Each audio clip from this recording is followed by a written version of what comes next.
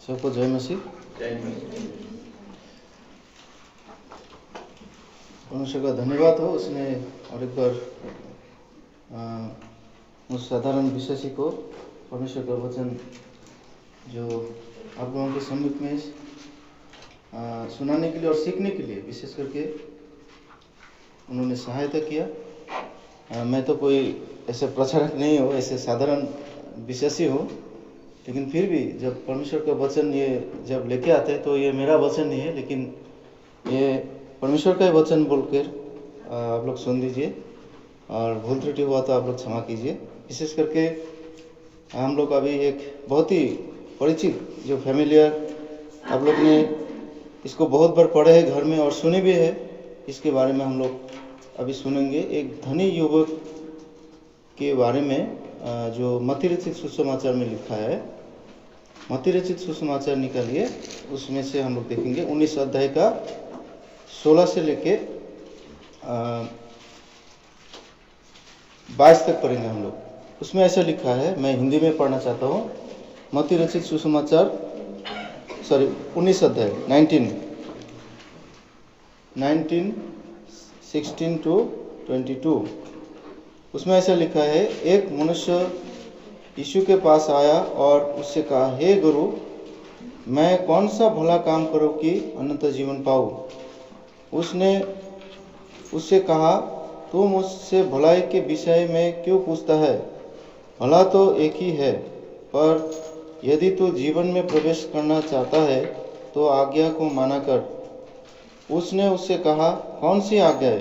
यीशु ने कहा, ये कि हत्या ना करना, व्यभिचार ना करना, चोरी ना करना, झूठी गवाही ना देना, अपने पिता और अपनी माता का आदर करना और अपने पड़ोसी से अपने समान प्रेम रखना। उस जवान ने उससे कहा, इन सब को तो मैंने माना है, आप मुझसे किस बात की घटी है? यीशु ने उससे कहा, यदि तू सिद्ध होना चाहता है तो जा, अपना माल बेचकर कंगालों को दे और तुझे स्वर्ग में धन मिलेगा, और आकर मेरे पीछे हो ले। परंतु वो जवान ये बात सुन उदास होकर चला गया, क्योंकि वो बहुत धनी था। इस वचन पढ़े जाने में परमेश्वर की महिमा हो। ये घटना आप सभी को पता है किस के विषय में कहा गया है। एक धनी एक युवक था, तो वो क्या हुआ, यीशु के पास आया। प्रभु यीशु मसीह जब इस संसार में थे, उस जमाने में एक मनुष्य उनके पास आया और उनके पास आकर क्या कहते हैं, उनको हे गुरु कह के संबोधित करता है और कहता है कि अनंत जीवन पाने के लिए मैं क्या करूं? उनका मकसद क्या था? अनंत जीवन पाने के लिए था। लेकिन क्या हो गया घटना हम लोग को पता है। इधर पीछे अगर हम लोग नीचे पढ़ते हैं तो वो अपने बारे में कहते कि कौन सा, उसने उनसे कहा, तू मुझसे भलाई के विषय में क्यों पूछता है? ऐसे कहता है वो नौजवान, कहता है कि भलाई के विषय में मुझसे क्यों पूछता है? प्रभु यीशु ख्रिस्त ने उनको पूछा और प्रभु यीशु ख्रिस्त ने क्या कहा उनको? भला तो एक ही है, और यदि तू जीवन में प्रवेश करना चाहता है तो आज्ञा को मना कर। और उस व्यवस्था में जो आज्ञा थे हम लोग पढ़ते हैं, उस आज्ञा को वो सब पालन भी करते थे वो नौजवान। कौन कौन आज्ञा है व्यवस्था में? इसमें लिखा है 18 पद में, हत्या ना करना, व्यभिचार ना करना, चोरी ना करना, झूठी गवाही ना देना, और भी जो 19 में है, अपने पिता और माता की आदर करना और अपने पड़ोसी को अपने समान प्रेम रखना। ये व्यवस्था में हम लोग पढ़ते हैं जो निर्गमन 20 अध्याय में ना। तो ये व्यवस्था उस नौजवान को सब पता थे, सभी वो पालन भी करता था वो, क्योंकि उस जवान ने अपने विषय में कहा ये बात कि इन सब को तो मैंने माना है बोलता है। और वो पूछते, मैं तो ये सब कुछ मानते आए हो, लेकिन मुझ में क्या कमी है? अभी प्रभु यीशु ख्रिस्त को पूछते हैं, मुझ में क्या है? ये तो मैं सब बचपन से मान के आए हो, लेकिन मुझ में आप किस बात की घटी है? और यीशु मसीह जवाब देते हैं उस नौजवान को कि यदि तू सिद्ध होना चाहता है तो अपना माल बेचकर कंगालों को देने के लिए बोल रहे। देखिए, तब तुझे स्वर्ग राज्य में क्या मिलेगा? धन मिलेगा,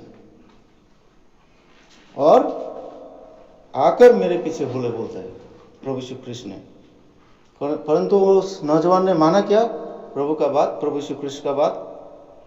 वो 22 पद में हम लोगों को पता चलता है पढ़ने से, उदास होकर चला गया बोलते। देखिए, क्यों उदास होकर चला गया? क्योंकि वो बहुत धनी था। देखिए, बहुत धनी था। उन जमाने में वो नौजवान लड़का बहुत धनी था। तो इसमें ये बात को हम लोग समझ सकते हैं कि उनके पास, उस नौजवान के पास क्या चीज है? व्यवस्था तो सब पालन करते आया है। व्यवस्था बोलने से जो पुराना नियम में सब कुछ जो लिखा था सब कुछ पालन किया उसने। जो व्यवस्था जो निर्गमन में लिखा है 20 अध्याय में, वो सब उसने पालन करता था। वो अपने विषय में गवाही भी दिया उसने कि मुझे अब किस बात की घटी है? वो नौजवान पूछता है ऐसा। प्रभु यीशु ख्रिस्ट को भी क्या पता नहीं था? ये बात पता थे। ये बात प्रभु यीशु ख्रिस्ट को भी पता थे कि ये जो नौजवान ये सब कुछ पालन करते आए हैं। लेकिन प्रभु यीशु ख्रिस्ट को भी ये बात भी पता था कि एक बात की कमी है उस नौजवान में।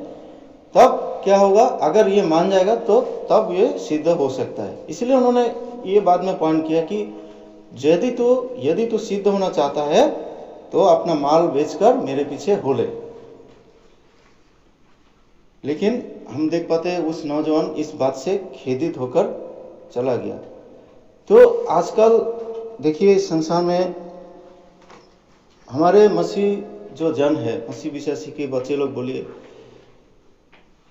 तो ये बात को बहुत ही हम लोग ध्यान देना है। सभी को, सिर्फ मसीह जो भाई बहन है, बच्चे लोग हैं, नौजवान है, उन लोगों के लिए नहीं है, सबके लिए है कि ये जो धन की बात इसमें कहा गया है, ये हमें बहुत बातों में जो परमेश्वर से हम लोगों को दूर रख सकते हैं।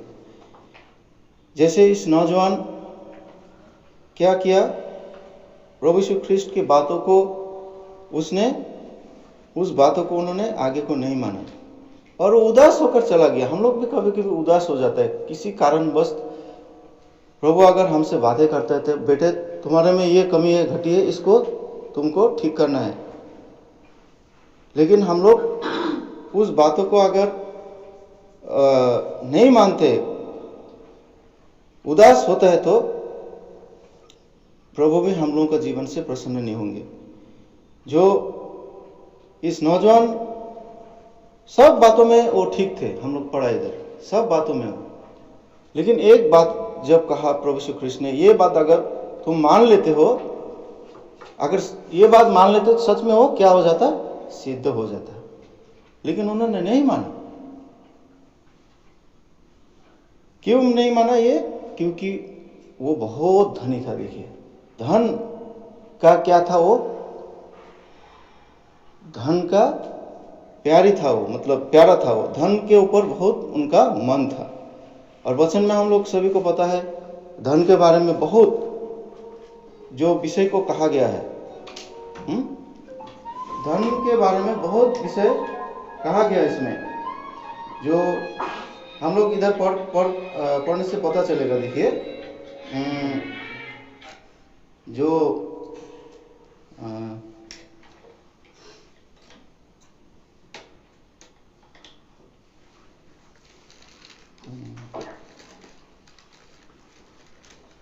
मत्ती 6 का हम लोग बहुत चिंता करते हैं ना, इस संसार में हम लोग कैसे जिएंगे, अगर हम लोगों को नौकरी नहीं मिलेगा।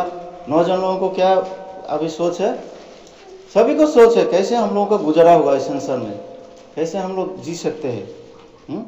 रोटी कपड़ा मकान ये सभी को पता है, ये जो एक शब्द बन चुका है। इसके सिवाय मनुष्य सोचते हैं कि हम लोग संसार में नहीं जीवित रह सकते हैं। ये चाहिए ही चाहिए। इसीलिए क्या करते हैं, छोटे से मेहनत करते हैं बहुत लोग फ्यूचर के लिए।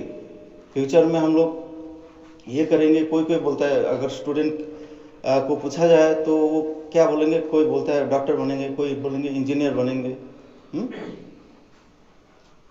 लेकिन कोई नहीं सोचता कि अपने बारे में, अगर अनंत जीवन के बारे में कोई नहीं सोचता है। हमारा जो मसीह बच्चे लोगों को भी अनंत जीवन के बारे में वो तो बहुत बार सुने हैं, लेकिन उसको उतना रुचि नहीं दिखाई देते हैं अनंत जीवन की बात के लिए। लेकिन कैसे, मेरा घर में उस दिन एक अंकल का बेटा आया था, तो उससे जब बात किया तो अनंत जीवन के बारे में उनको कुछ पता ही नहीं है। उसको जब पूछा जाता है, बोलता है बड़ा मतलब बनना है उनको, पैसा कमाना है बहुत लाइफ में। अरे इतना पैसा अगर कमाएगा और अगर ये संसार को छोड़ देगा तो क्या लाभ है? वचन में लिखा है ना, मनुष्य अगर सारे जगत को खरीद ले और अपना बदले में अपना प्राण को घुमा दे तो क्या लाभ है? कुछ लाभ नहीं है। लेकिन जो मेन बातों है उसको ध्यान नहीं देते। अनंत जीवन की बातों में कोई ख्याल फिक्री नहीं है। मत्ती रचित सुसमाचार 6:25 से अगर पढ़ते तो हम लोगों को पता है ये बात। मत्ती 6:25 प्रभु यीशु ख्रिस्त ने खुद कहा ये बात।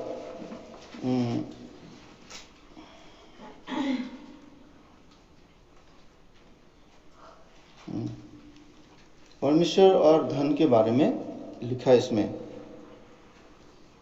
इसलिए मैं तुमसे कहता हूँ कि अपने प्राण के लिए ये चिंता ना करना कि हम क्या खाएंगे क्या पिएंगे, और ना अपने शरीर के लिए कि क्या पहनेंगे। क्या प्राण भोजन से और शरीर वस्त्र से बढ़कर नहीं? आकाश के पंछियों को देखो, वे ना बोते हैं ना काटते हैं और ना खेतों में बटोरते हैं, फिर भी तुम्हारा स्वर्गीय पिता उनको खिलाता है। क्या तुम उससे अधिक मूल्य नहीं रखते? और 27 में लिखा है, तुम में कौन है जो चिंता करके अपनी आयु को एक घड़ी भी बढ़ा सकता है? 27 तक। और 31 से पढ़ेंगे फिर। इसलिए तुम चिंता करके ये ना कहना कि हम क्या खाएंगे क्या पिएंगे या क्या पहनेंगे, क्योंकि अन्य जातीय इन सब वस्तुओं की खोज में रहते हैं, पर तुम्हारा स्वर्गीय पिता जानता है कि तुम्हें इस सब वस्तुओं की आवश्यकता है। इसलिए पहले तुम परमेश्वर के राज्य और उसके धन की खोज करो, तो ये सब वस्तुएं तुम्हें मिल जाएंगे। 34 अतः कल की चिंता ना करो, क्योंकि कल का दिन अपनी चिंता आप कर लेगा। आज के लिए आज ही का दुख बहुत है। देखिए स्पष्ट वचन में लिखा है। और ये नौजवान जो ये सब बातों को जब परमेश्वर प्रचार कर रहे थे, तो वो थे कि नहीं थे हमको पता नहीं, लेकिन उनको पता थे ये सब बात। लेकिन फिर भी वो नौजवान को जब ये बात कहा गया तो वो ये बात को नहीं माना। धन के बारे में वो उदास होकर चला गया। आज भी हम लोग देख पाते हैं इस बातों को, जो स्वर्गीय बातों को जब कहा जाता है उसमें कोई रुचि नहीं लेता है। और हमारे जो बच्चे लोग हैं जो बढ़ रहे हैं उम्र में, उन लोगों को भी बहुत सोच होता है ना, फ्यूचर के लिए बहुत सोच है। सच में सोचने का बात है। लेकिन देखिए ये बात नहीं कि हम लोग जो फ्यूचर के लिए अच्छा मतलब सोचना नहीं चाहिए। सब लोग सोचते हैं फ्यूचर के लिए ना। और वचन में ये भी लिखा है, देखिए अगर काम नहीं करेगा तो खाना भी नहीं खाए, ऐसा भी लिखा है। काम तो करना चाहिए हम लोगों को, लेकिन ऐसा नहीं कि हम लोग परमेश्वर को भूल जाए काम के चलते।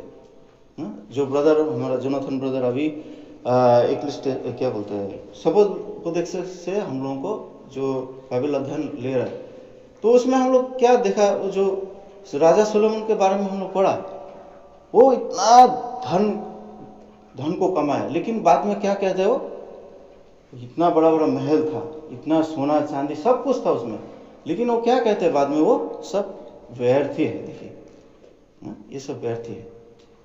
लेकिन अगर हम लोग उस परमेश्वर को पहले स्थान देंगे तो ये सब वस्तुएं भी हम लोगों को मिल जाएगी। इसमें स्पष्ट लिखा है वचन में। और यहाँ में हम लोगों को स्पष्ट कहा गया कि ये अपने लिए स्वर्ग में धन इकट्ठा करो। कहाँ में हम लोग को धन इकट्ठा करना है? स्वर्ग में।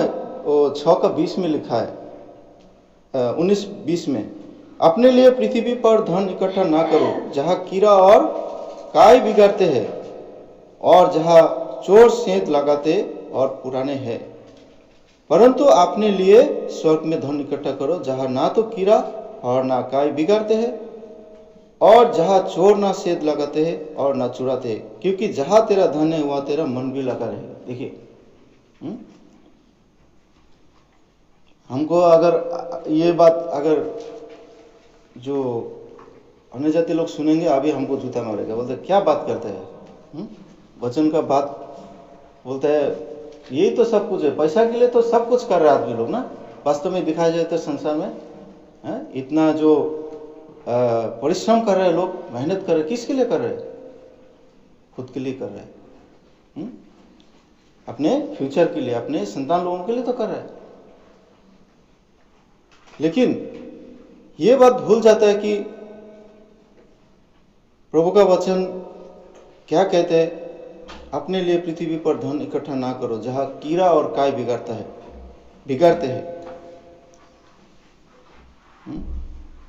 पहले क्या करना है? जो परमेश्वर का राज्य और धर्म की खोज हम लोगों को करना चाहिए। और परमेश्वर को पता है कि किसको क्या जरूरत है, किसको कितना प्रयोजन है, वो परमेश्वर देता है। लेकिन हम लोग बहुत चिंता करते हैं, जैसे अन्य जाति लोग चिंता करते हैं ना। इसमें लिखा है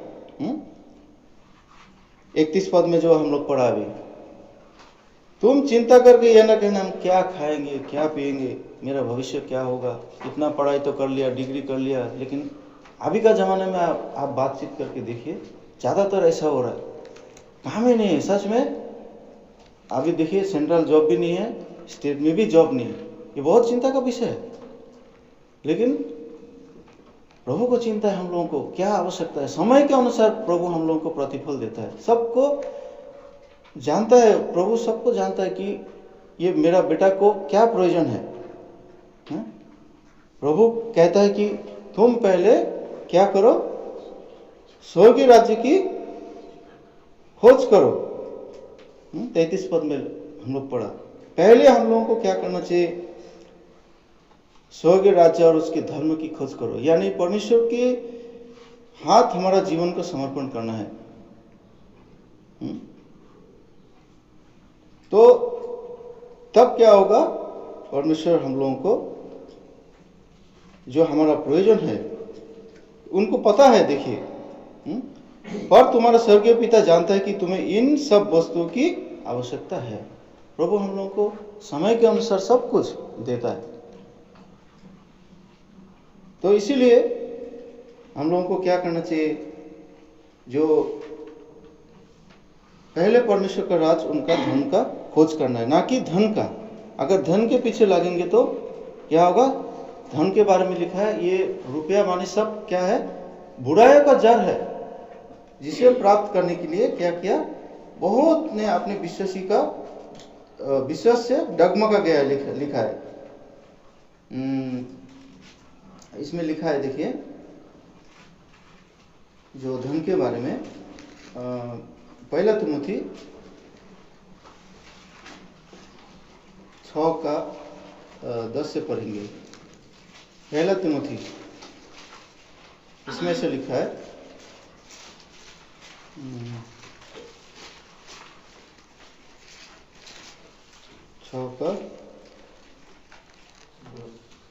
6 से पढ़ेंगे, 6 से 10 तक पढ़ेंगे। इसमें ऐसे लिखा है, देखिए, पर संतोष सहित भक्ति बड़ी कमाई है, क्योंकि ना हम जगत में कुछ लाए हैं और ना कुछ ले जा सकते हैं।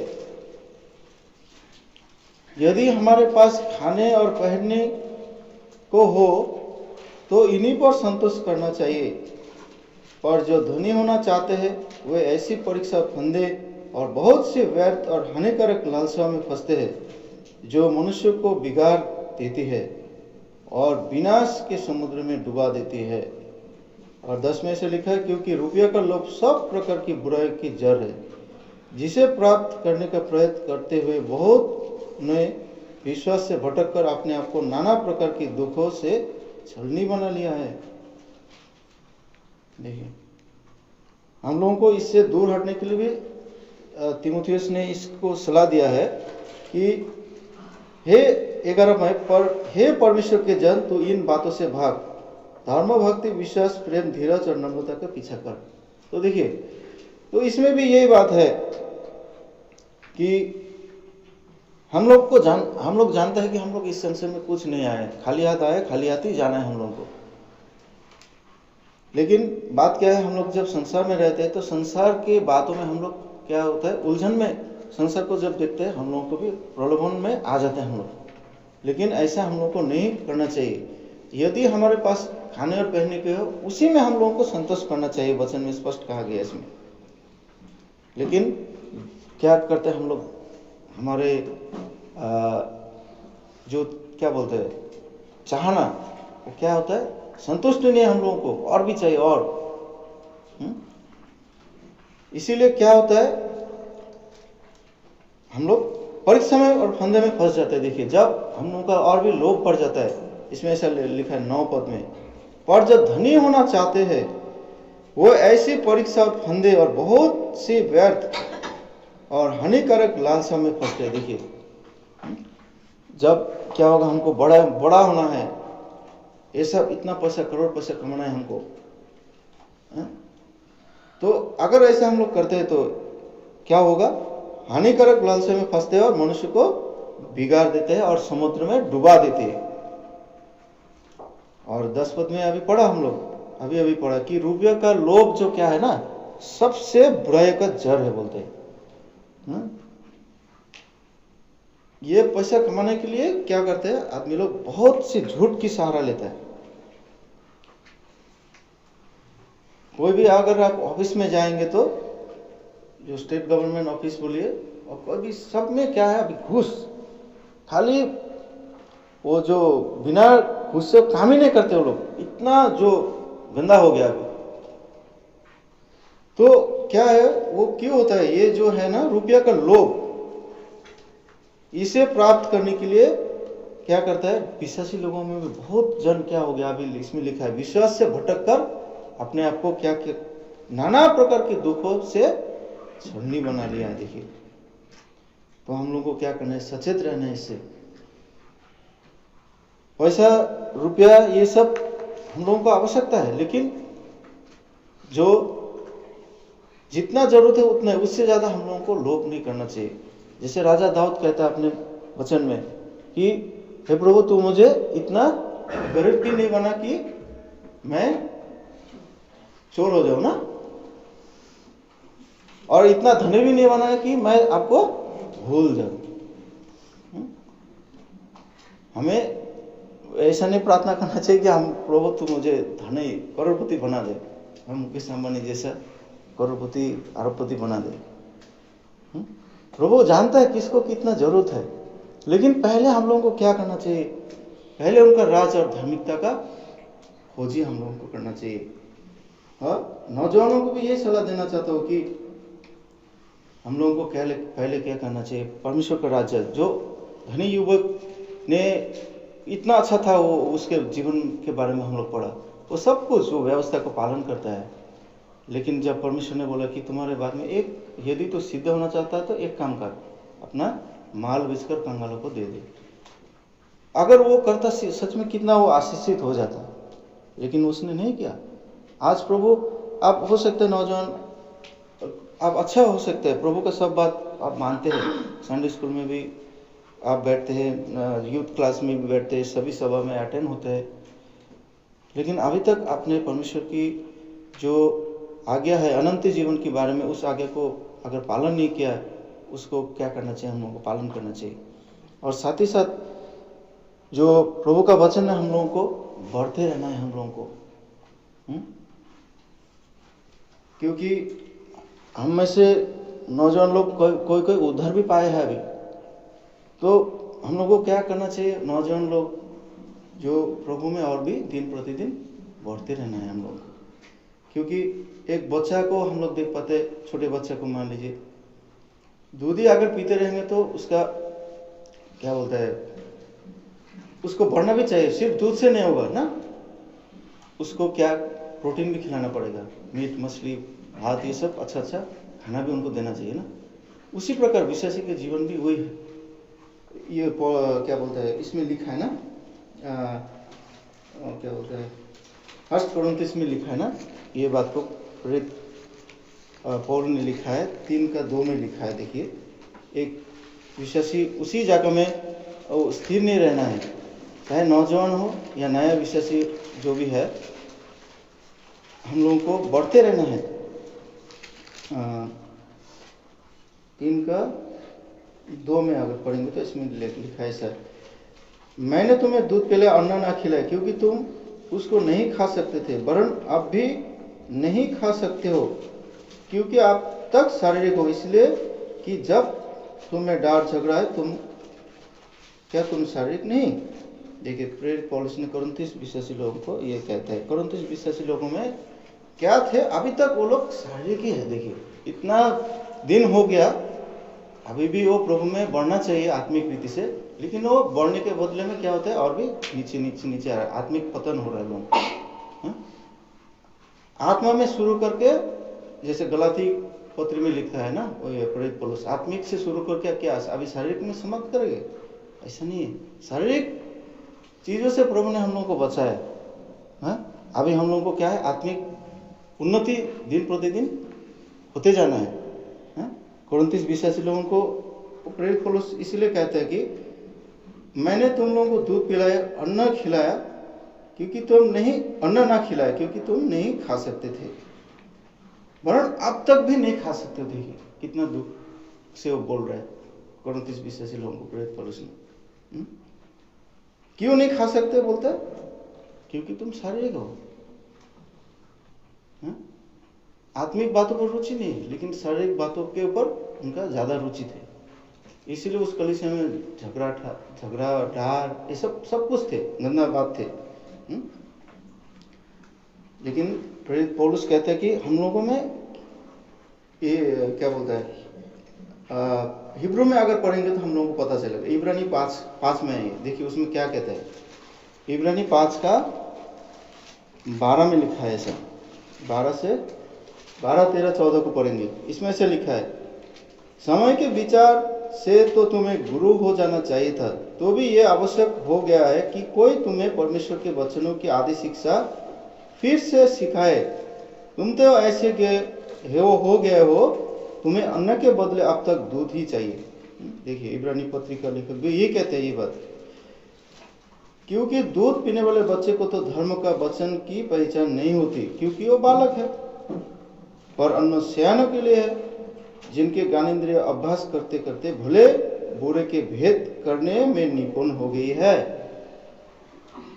इब्रानी 5:12, 13 और 14। गुरु हो जाना चाहिए था। देखिए, ये बात भी हम लोग बहुत बार सुन चुके, बहुत बार परमेश्वर के सेवक जन आकर ये प्रचार किया ये बात, गुरु हो जाना चाहिए था। लेकिन हम लोग अभी भी क्या है, अभी भी वैसे है, जो बालक बढ़ता है नहीं। तो क्या है, अगर मान लीजिए बच्चा अगर बढ़ता नहीं है तो क्या वो अच्छा चिन्ह है? नहीं, उसमें क्या है, कमी है। तो हम लोगों में, अगर विश्वासी लोगों में ऐसा है तो बढ़ नहीं रहा है, वो आत्मिक रीति से उन्नति नहीं कर रहा है, तो जरूर उसमें खोट है। इसीलिए हम लोगों को क्या करना चाहिए, जो अन्न यानी परमेश्वर का वचन में हम लोगों को बढ़ते रहना है, क्योंकि लिखा है, दूध पीने वाले बच्चे को तो धर्म के वचन की पहचान नहीं होते, क्योंकि वो बालक है। अभी तक अब 10-15 साल हो गया अभी तक हम लोगों को विश्वास में आके, लेकिन अभी भी उसी जगह में स्थिर है, तो उसी जगह में खड़ा है, तो क्या अन्य आत्मिक उन्नति किया हम लोग? कुछ भी नहीं। अभी भी हम लोग क्या है, वचन में स्पष्ट लिखा, शारीरिक है हम लोग का। इसलिए समय के विचार से हम लोगों को गुरु हो जाना चाहिए था, लेकिन अभी भी ऐसा है तो हम लोगों में कमी है। क्योंकि क्या है, हम लोगों को अन्न खाना है, यानी पौष्टिक खाना, यानी वचनों का अभ्यास करते करते हम लोगों को क्या करते जाना है, अभी भले बुरे के भेद करने में निपुण हो जाना चाहिए हम लोगों को। प्रेरित पौलुस ये सलाह देते हैं हम लोगों को। तो इसीलिए हम लोगों को क्या करना चाहिए, चाहे नौजवान हो चाहे हम विश्वासी हो, सभी में हम लोगों को ये करना चाहिए कि संसार में जब हम लोग जीते हैं, जब हम लोग रहते हैं, तो बहुत बातों से उलझनों में हम लोग घिर जाते हैं, लेकिन हमारा मन को स्थिर करना है। और परमेश्वर ने जो जो, प्रभु यीशु ख्रिस्त ने इस संसार में रहते दौरान जो जो बातों को कहा है, उस सभी बातों को देखिए अभी भी वो लागू होता है हमारे जीवन में। उसी बातों को अगर फॉलो करेंगे तो हम लोग आत्मिक रीति से जो आगे बढ़ते जाएंगे। तो क्या करना है, हम लोग दिन प्रतिदिन आत्मिक उन्नति करना चाहिए, ना कि उसी बातों में हम लोग पड़े रहे। जो उसी में अगर पड़े रहेंगे तो क्या होगा, हम बालक ही रह जाएंगे अभी भी। तो पहला पॉइंट हम लोग क्या देखा, पहला पॉइंट क्या देखा हम लोग, हाँ अभी तो क्वेश्चन क्या बोलते हैं, क्वेश्चन आंसर भी करना पड़ेगा, क्योंकि नहीं समझ में आएगा ना। स्कूल में अगर पढ़ाते आप कोई भी सब्जेक्ट को, अगर बच्चे लोग नहीं समझेंगे तो क्या होगा, दिमाग में नहीं घुसेगा ना, कुछ समझाओगे नहीं, मतलब मैं हाव में बात करूँ जैसे हो जाएगा।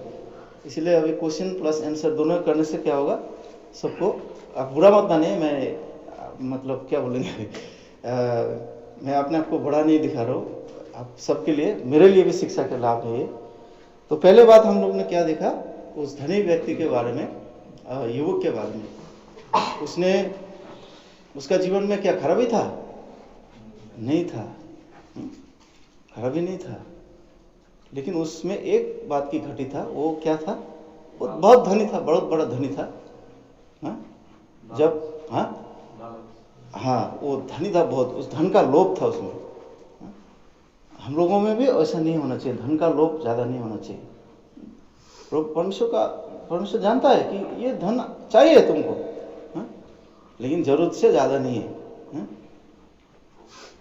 पहले हम लोगों को क्या करना चाहिए, पहले परमेश्वर का राज, उसका धर्म का खोज करना है हम लोगों को। बच्चे लोगों को भी ऐसा हम लोग को शिक्षा देना है।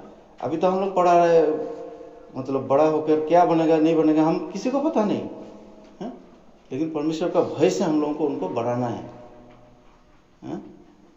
लेकिन हम लोग चिंता करते हैं कभी कभी कि अरे मेरा बेटा बेटी अगर अच्छा से हम लोग नहीं पढ़ेंगे, अच्छे स्कूल में नहीं भेजेंगे तो क्या होगा, कैसे खाएगा ये, कैसे, बहुत चिंता कर जाता है हम लोग। लेकिन परमेश्वर चिंता करते हैं, परमेश्वर चिंता करता है। तो इसीलिए जो रुपया का लोभ सब प्रकार के बुराई का जड़ है, ये सिर्फ अन्य जाति के लिए नहीं कहा गया है, ये विश्वासी को भी कहा गया है। देखिए, जिसे प्राप्त करने के लिए विश्वास रूपी वो क्या करता है, जहाज से भटक गया है बहुत जन, लिखा है इसे। इसलिए हम लोग सचेत हो जाए, पहले परमेश्वर का राज और धर्म का खोज करना है। और दूसरी बात क्या है, हम लोगों को जो अभी हम लोग पढ़ा कि नौजवान भाई बहन चाहे वो नया विश्वासी हो, सबको क्या करना है, आत्मिक रीति से दिन प्रतिदिन हम लोग को बढ़ना चाहिए। ना कि एक ही जगह में उद्धार मुक्ति पाया बस काफी हो गया, ऐसा नहीं है।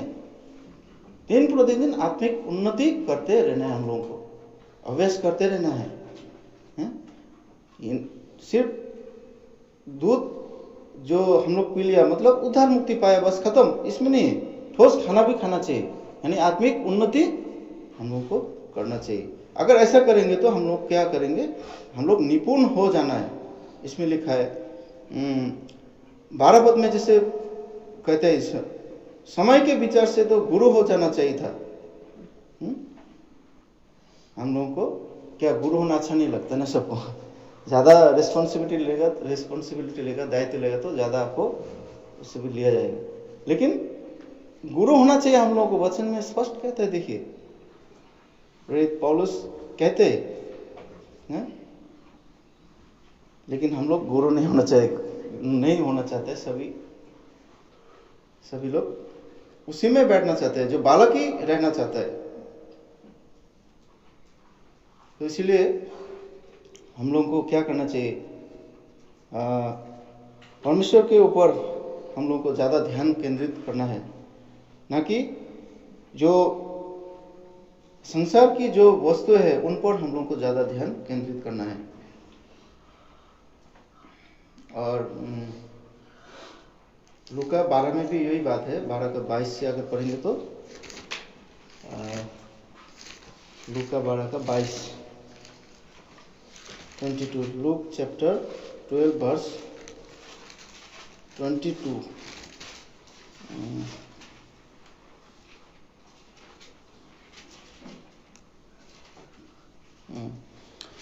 22 से मैं पढ़ना चाहता हूँ, 24 तक पढ़ने से हो जाएगा। फिर उसने अपने चेलों से कहा, इसलिए मैं तुमसे कहता हूँ, अपने प्राण की चिंता ना करो कि हम क्या खाएंगे, ना शरीर की क्या पहनेंगे, क्योंकि भोजन से प्राण और वस्त्र शरीर से बढ़कर है। कौओं पर ध्यान दो, वे ना बोते हैं ना काटते हैं, ना उनके भंडार और ना खत्ता होता है, तो भी परमेश्वर उन्हें पालता है। तुम्हारा मूल्य पक्षियों से कहीं अधिक है। देखिए हम लोग तो मनुष्य है, प्रभु हम लोगों को अपने हाथों से अपने साजिश में निर्माण किया था ना, कितना मूल्यवान है हम उनकी दृष्टि में।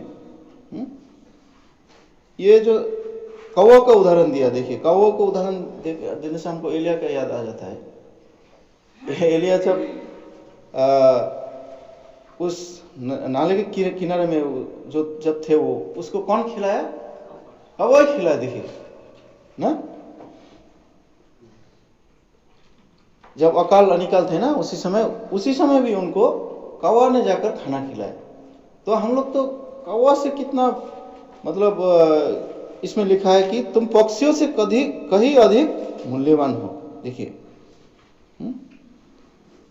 ना वो बोते हैं ना काटते हैं, देखिए ना उनका पैसा है उनका, हम लोग जैसे पैसा कमाते हो नहीं ना, लेकिन फिर भी परमेश्वर उनको खिलाता है।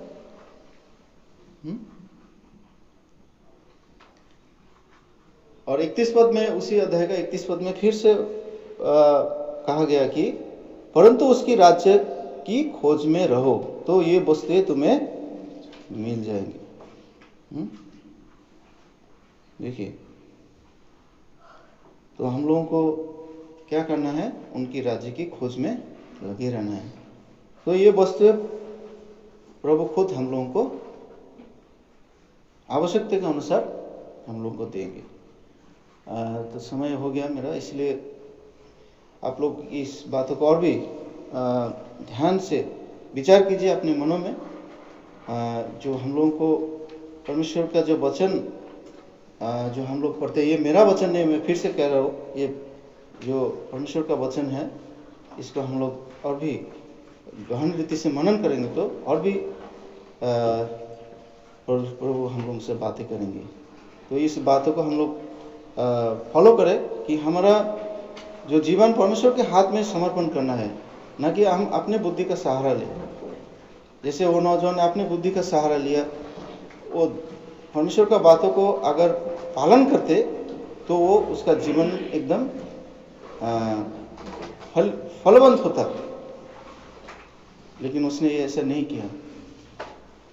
हम लोग को क्या करना चाहिए, ये परमेश्वर का वचन जब हमारे अगर कोई भी हो, वो अगर आता है मनों में, सुनते हैं, उसको हम लोग को पालन भी करना चाहिए, तब परमेश्वर हम लोग के जीवन में आशीष देंगे। इस छोटे से वचन में परमेश्वर की महिमा हो।